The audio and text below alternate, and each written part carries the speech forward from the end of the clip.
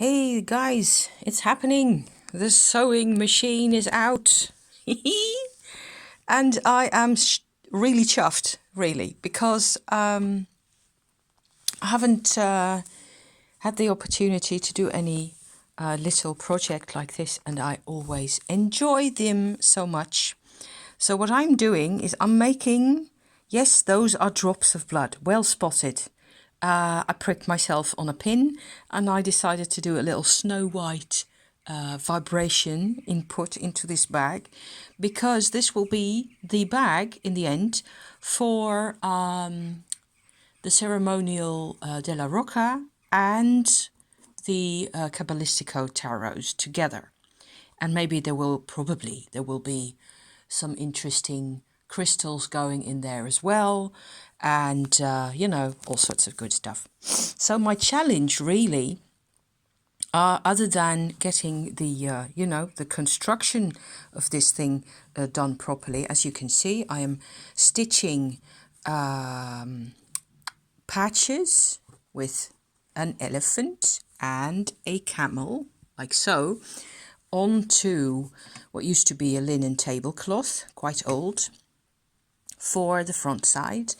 I have this set up for the back side. Yes, I said backside, which will be done in the same way. This is actually some type of really old cotton fabric that I had left over from another bag that I didn't use in the shape it was in. It was kind of fragile and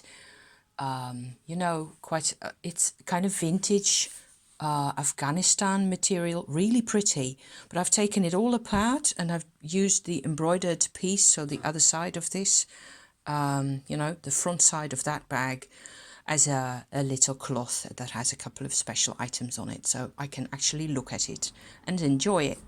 So this lot will be stitched on here, and then this one is actually the thing. My challenge really, I'm sorry, I'm being a bit rambly here, was to find bits of fabric in my collection that have not necessarily an aesthetic to them or anything that's particularly fabulous, but rather an emotional connection. Because I found doing my Kabbalistico reading yesterday, the first one I did with that deck, and oh my gosh, it's amazing. And I have been sort of ranting about this to myself ever since, that I really want to focus on the other side of the tree of life for myself. So that's going to be part of my practice quite a bit. And what I mean is, I have been very much on the self-development, growth, intellectual growth, and developing personal power kind of a side of things.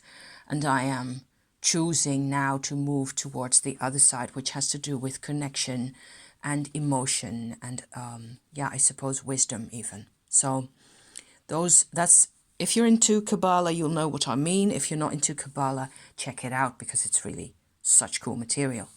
So I've always liked these camels and elephants. It's just like a strip of textile that looks like this. I don't know what it is really. It looks like some kind of a furniture, sorry for the flapping, textile of some type. It has something I rather like. These, of course I can't show you that now, can I? Interesting edges to it, which is something I like anyway. Here's one example of the edge of the textile, the so-called self-edge, something I always go nuts about. These I found fairly recently, the camels and the elephants together, and I thought they were really cool. I seem to recall there was another type of animal in as well that I didn't relate to as much. I just got these two for like €1 or something. And then these little bits here, they're just this dark brown chestnutty color, bits of old curtain that my granddad used to have in his house. And you have to think of that in the context of that, is that as I was growing up, I moved around all over Europe and all over quite a bit with my parents.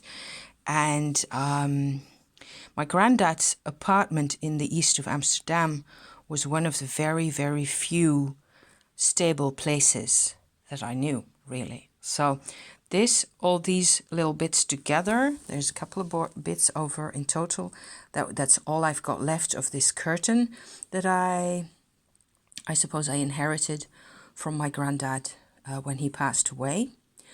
Even such a small piece can actually have meaning. Making this is good for me. So it's kind of magic, you know.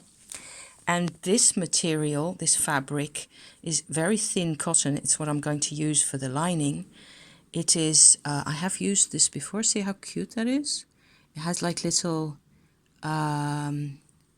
forget-me-nots or something like that. Except they're not really all that clear. They're not like completely forget-me-nots. The inside is different. It just has little dots like so. It is actually rather black. It's a cotton, very thin fabric that'll be perfect for lining this bag that my mum bought herself in the south of France when we were still living there together.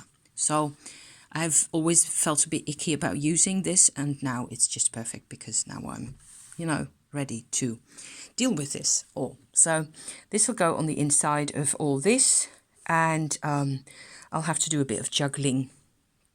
I have been analysing my Peggy bags, how they are made, and I think I've got it figured out how she does that. And as much as I love her bags and I want to order more, and I will, you know, in the future, because that's Stonehenge thing for once, and there's reading cloths that I like and all that stuff, you know. At this point, I just felt very much like using my own materials and my own trusty old sewing machine that is from the 60s, and it is all steel inside, so it weighs a ton, but it is indestructible. So, trusty friend. Thank you for watching, you guys. See you soon. Bye bye.